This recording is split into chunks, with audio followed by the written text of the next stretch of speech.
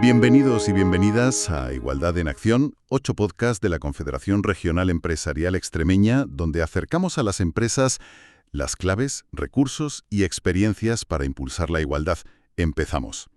Hoy vamos a meternos con un tema que es crucial, yo diría, para cualquier organización que busque, atraer el mejor talento y funcionar de forma justa.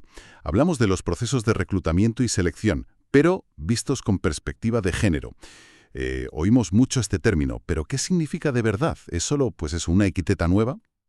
Es una pregunta perfecta para empezar, porque sí, va mucho más allá.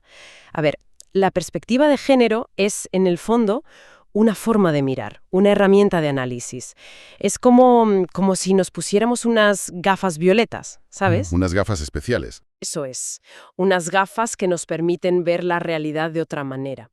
Con ellas, analizamos cómo esas expectativas, esos roles, lo que la sociedad espera de hombres y mujeres, que es lo que llamamos género, cómo todo eso influye en las oportunidades, en la vida de las personas y, claro, en el trabajo. O sea que afecta a quién consigue qué puesto, cómo se le valora. Exacto. A quién accede, cómo se valora su trabajo, qué opciones tienen a ascender, todo eso. Vale. Y con esas gafas vemos cosas que igual antes no veíamos. Has mencionado la diferencia entre lo que la sociedad asigna y lo biológico. Ahí está la distinción clave entre sexo y género, ¿no? Justo. Es fundamental no liarnos con esto. El sexo, son las características biológicas con las que nacemos, pero el género, eso es una construcción social, cultural. Vale. Son las ideas que tenemos sobre qué es ser hombre o mujer aquí y ahora, qué se espera de cada uno, qué papeles se nos dan. Piensan cosas que parecen tonterías, como lo del rosa para las niñas y el azul para los niños. Sí, los juguetes también. Claro, los juguetes. A ellas, cosas de cuidar, de belleza, a ellos, de acción, de construir, a veces hasta violentos. Son mensajes, que igual no nos damos cuenta, pero están ahí, constantes, y van moldeando un poco las aspiraciones, limitando opciones, desde que somos pequeños. Y claro, esas ideas sociales no se quedan en la infancia. Tienen consecuencias muy reales, a veces incluso graves en muchos ámbitos. La salud, por ejemplo, que se mencionaba, es un caso bastante claro, ¿verdad? Sin duda. Uno de los ejemplos más fuertes es el de los infartos.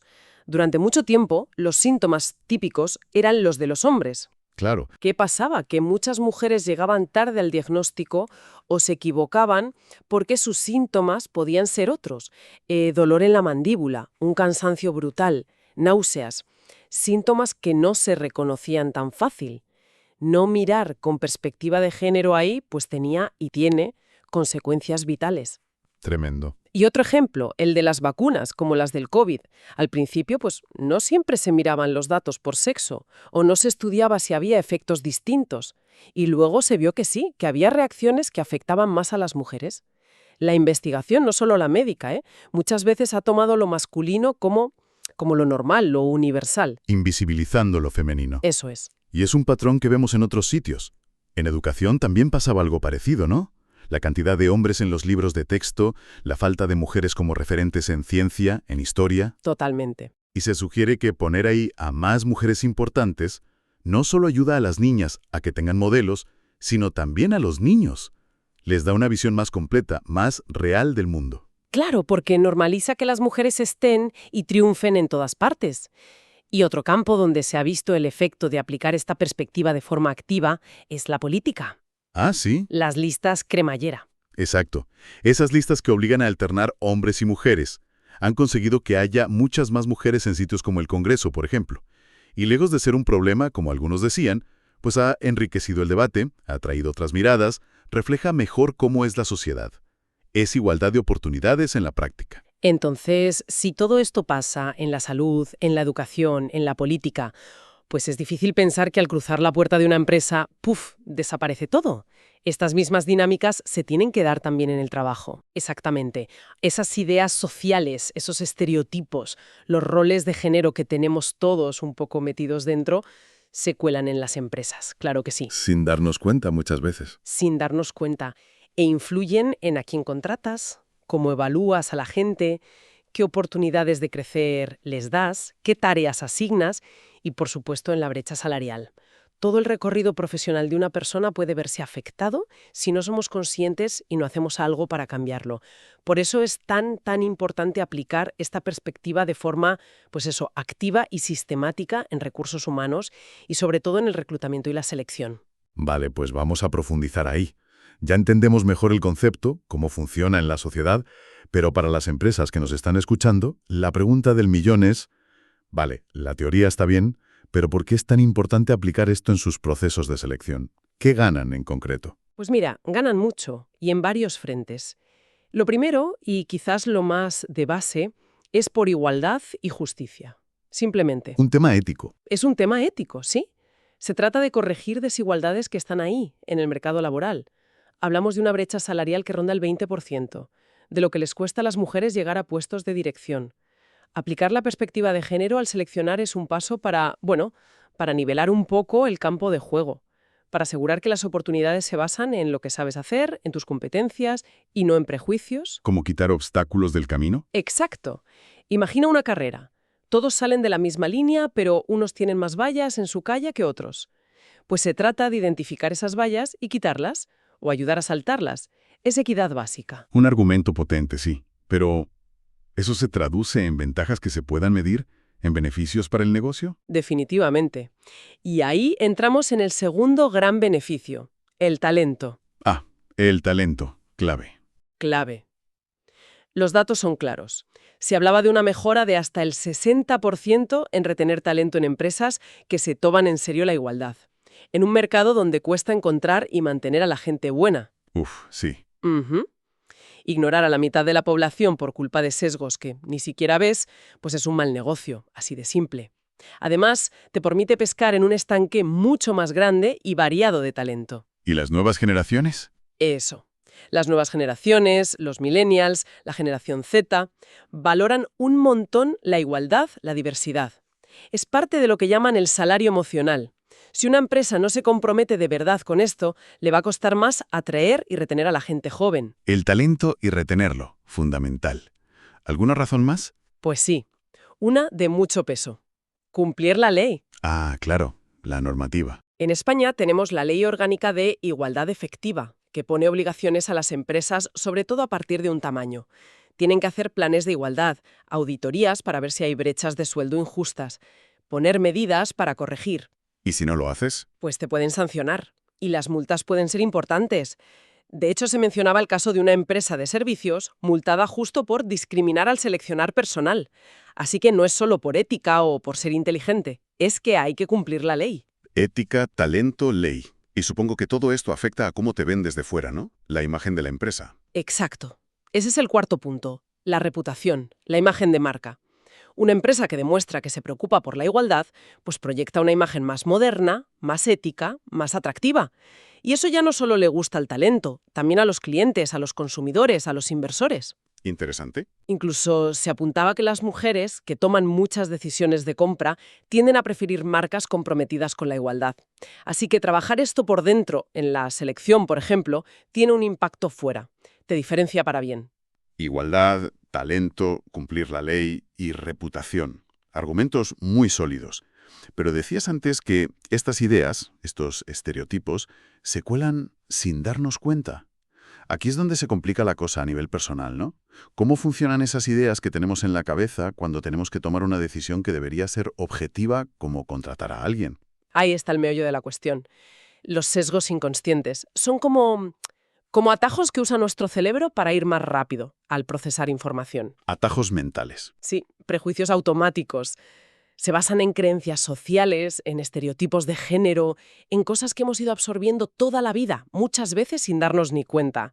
Ideas muy metidas dentro sobre cómo tienen que ser o cómo se comportan hombres y mujeres. Y tener esos sesgos nos hace, machistas o discriminadores a propósito. No necesariamente. Y esto es súper importante entenderlo. Tener sesgos inconscientes no te convierte en mala persona automáticamente. Es algo muy normal, cognitivamente hablando, resultado de vivir donde vivimos. Lo importante no es culparse por tenerlos. Sino ser consciente. Exacto. Ser consciente de que existen y de cómo pueden estar afectando a lo que vemos y a lo que decidimos. Solo si somos conscientes podemos empezar a manejarlos, a cuestionar nuestras reacciones automáticas, la clave es la autoconsciencia y querer cambiar. Se detallaban algunos sesgos que son muy típicos en selección. ¿Nos recuerdas los principales? Sí, claro. Estaban, primero, los estereotipos de género de toda la vida. Asociar a las mujeres con cuidar, con ser menos ambiciosas, más emocionales, menos técnicas. Y a los hombres con liderar, ser racionales, estar más disponibles, ser menos empáticos. Lo clásico. Lo clásico. Y esto puede llevar, por ejemplo, a que alguien de RRH asuma, casi sin darse cuenta, que una candidata mujer con niños pequeños va a tener problemas de disponibilidad, pero ni se le pase por la cabeza pensar lo mismo de un candidato hombre en su misma situación. O al revés, descartar a un hombre para un puesto de atención al cliente porque las mujeres lo hacen mejor. Justo. Recuerdo el ejemplo de la arquitecta que llegaba a la obra y daban por hecho que buscaba al arquitecto, como si no pudiera ser ella. Sí, sí. Esas pequeñas cosas del día a día. Pues ilustran muy bien esos patrones mentales. Otro sesgo muy importante es el de afinidad. Afinidad. ¿Con quién se parece a nosotros? Eso es. Tendemos a ver con mejores ojos, a sentirnos más a gusto con gente que vemos parecida, que es de nuestro pueblo, estudió donde nosotros, le gusta lo mismo. Si un candidato es de nuestro equipo de fútbol, inconscientemente igual ya nos cae mejor y lo vemos más positivamente, aunque no tenga que ver con si es bueno para el puesto o no. Es muy humano, sí, pero peligroso si buscas objetividad. Y luego estaba el efecto halo, El efecto halo. que es cuando te haces una idea general de alguien, buena o mala, basándote en una sola cosa que te ha llamado la atención. Por ejemplo, pues si un candidato te parece súper simpático y habla muy bien al principio de la entrevista, igual ya das por hecho que también va a ser súper competente, organizado y trabajador, aunque no tengas pruebas de eso. O al revés, si alguien mete la pata en algo pequeño al empezar, igual ya tiendes a ver todo lo demás de forma negativa. Entiendo. Entonces, frente a estos atajos mentales, la clave es pararse a pensar. Cuando estás decidiendo a quién contratar, ¿qué pregunta te tienes que hacer? La pregunta clave es, ¿mi evaluación se basa en cosas objetivas, medibles, que tienen que ver con las competencias y lo que de verdad necesita el puesto?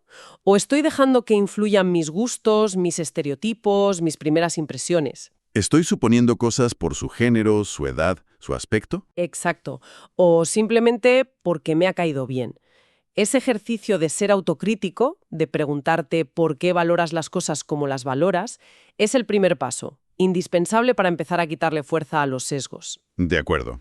Concepto, motivos, el reto de los sesgos. Vamos a lo práctico. Si ya entendemos el problema, ¿qué pueden hacer las empresas paso a paso para que sus procesos de selección sean más justos? ¿Cómo reducir el impacto de esos sesgos? Había varias ideas. Sí, había un buen paquete de acciones prácticas para cada fase del proceso. Podemos empezar por el principio, ¿no? La oferta de empleo en sí. Vale, que hay que cuidar al escribir y publicar una oferta. Varias cosas. Lo primero, el lenguaje. Es súper importante que sea inclusivo, neutro. Evitar usar siempre el masculino como si sirviera para todo, porque eso puede hacer que muchas mujeres ni se presenten. En vez de director comercial, Pues persona para la dirección comercial o profesional con experiencia en dirección comercial. Hay que revisar si las palabras que usamos o el tono general no están inclinando la balanza hacia un perfil masculino sin querer. Había un dato muy bueno de Glassdoor sí, lo recuerdo. que decía que las ofertas escritas así, con lenguaje inclusivo y enfoque de género, recibían hasta un 45% más de candidaturas de mujeres. El lenguaje importa, y mucho. ¿Un 45%? Es muchísimo. Algo más sobre la oferta. Segundo, los requisitos. Hay que pararse a pensar si todo lo que pedimos es de verdad esencial para el puesto. A veces ponemos cosas como disponibilidad total para viajar o flexibilidad horaria absoluta. Que igual no son tan imprescindibles. Claro. Y que pueden echar para atrás a gente, no solo mujeres, con responsabilidades familiares u otras historias. Hay que centrarse en lo clave, en las competencias, y quitar requisitos que no aportan tanto y que pueden excluir gente sin necesidad. Y tercero, decir claramente que la empresa está comprometida con la igualdad. Poner una frase en la oferta sobre las políticas de igualdad. Eso atrae talento diverso y manda un mensaje claro de cómo es la cultura de la empresa. Lenguaje, requisitos esenciales y comunicar el compromiso. Vale. Y cuando ya tenemos los currículums y empezamos a filtrar y a entrevistar, ahí los sesgos pueden actuar a tope. Sí. Ahí una medida básica es la formación. Formación específica para todos los que participan en la selección. RHR, los jefes que entrevistan, directivos, todos. ¿Para qué? Pues para que sean conscientes de sus propios sesgos y les den herramientas para identificarlos y manejarlos. Sin esa formación es muy, muy difícil cambiar los automatismos y las inercias. La formación como base. Y hay cosas más técnicas de procedimiento. Sí, varias. Una que funciona muy bien, sobre todo al principio, al mirar los CVs, es anonimizarlos. Quitar los datos personales. Eso es, ocultar un tiempo, el nombre, la foto, si es hombre o mujer, la edad, incluso dónde estudió, para que la primera criba se base solo en la experiencia, las competencias, la formación que importa para el puesto. Se mencionaban incluso herramientas tecnológicas que ayudan a hacer esto, como Between, Nimit, Blender. ¿Tecnología para objetivar? Sí, aunque luego hablamos de los posibles riesgos de la tecnología. Vale. Y en la entrevista en sí, Dependa todo de la opinión de uno solo. diferentes miradas. Claro, ayuda a compensar los sesgos de cada uno y la visión es más completa. Y luego, fundamental, estructurar las entrevistas por competencias, hacer preguntas iguales a todos, centradas en evaluar habilidades con ejemplos concretos del pasado y usar guías para puntuar de forma objetiva. Hay métodos y plataformas como Applied, que se mencionaba, que están pensadas para eso, para reducir la subjetividad. Y lo de ponerse objetivos de cuántos hombres y mujeres llegan al final. Las cuotas que a veces generan debate. Bueno, se sugiere que puede ser útil pensar en objetivos de representación equilibrada. Por ejemplo, intentar que en las fases finales haya una proporción cercana al 40-60% de hombres y mujeres, claro, si hay candidatos y candidatas válidos de ambos sexos suficientes. Como una herramienta para empujar el cambio. Exacto, para corregir desequilibrios que vienen de atrás. Pero es súper importante explicar muy bien por qué se hace. No es regalar nada, es asegurarse de que miras todo el talento que hay y luchas contra los sesgos que igual te estaban dejando fuera a gente válida. Tiene que ser transparente y parte de una estrategia más grande, no una medida suelta. Todo esto suena que no es solo cosa de recursos humanos. Para nada, ese es un punto clave. El compromiso de la dirección es vital. Esto no puede ser una cosa que hace RRH por su cuenta. Tiene que ser una estrategia de toda la empresa, apoyada desde arriba. Con recursos, tiempo. Con recursos, tiempo, formación, tiene que ser un objetivo estratégico, parte de la cultura de la empresa. Y supongo que no vale con ponerlo en marcha y ya está. Hay que ver si funciona. Por supuesto. El seguimiento es esencial. Hay que medir qué pasa con las medidas que pones. Llegan más candidaturas diversas, contratamos a más mujeres en ciertos puestos, la gente siente que el proceso es más justo. Hay que mirar los datos, ver qué va bien y qué no, y ajustar. Es mejora continua. Queda claro. Aplicar la perspectiva de género en selección es un trabajo hondo. No es solo cumplir una ley, es cuestionarse uno mismo, revisar cada paso, desde cómo escribes la oferta hasta cómo decides al final, y entender que es un esfuerzo continuo, que necesita que toda la organización se implique. Totalmente. Es un cambio cultural, de procedimientos, una inversión, no un gasto, como se decía. Me gusta la comparación con aprender a conducir. A ver, Al principio estás súper pendiente de todo, ¿no? Pensando en cada movimiento, alerta a no equivocarte. Pero con la práctica, pues se integra, se vuelve más automático. Se trata un poco de eso, de reprogramar nuestros hábitos para que la igualdad y la objetividad sean lo normal.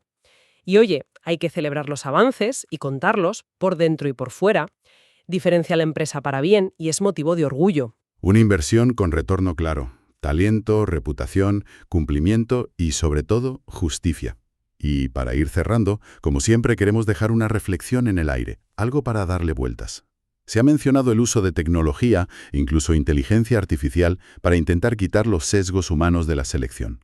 Esas herramientas de anonimizar, de evaluar competencias, pero, y aquí lanzo la pregunta, ¿y si depender demasiado de los algoritmos, aunque la intención sea buena, acaba metiendo sesgos nuevos, quizás más escondidos, ¿no?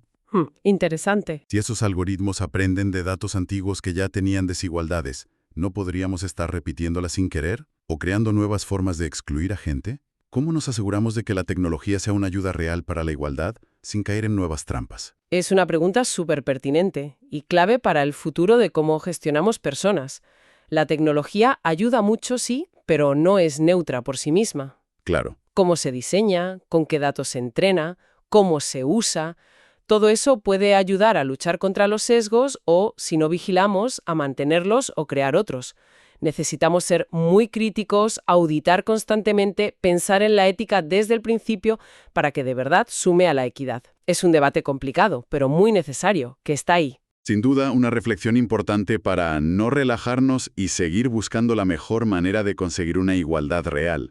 Gracias por acompañarnos en este episodio de Igualdad en Acción, una iniciativa de la CREEX dentro del proyecto Impulso a la Negociación de Planes de Igualdad de la Dirección General de Trabajo, financiado por la Dirección General de Trabajo de la Consejería de Economía, Empleo y Transformación Digital de la Junta de Extremadura. Recuerda que puedes encontrar más recursos en creex.org/planes igualdad. Nos escuchamos en el próximo episodio.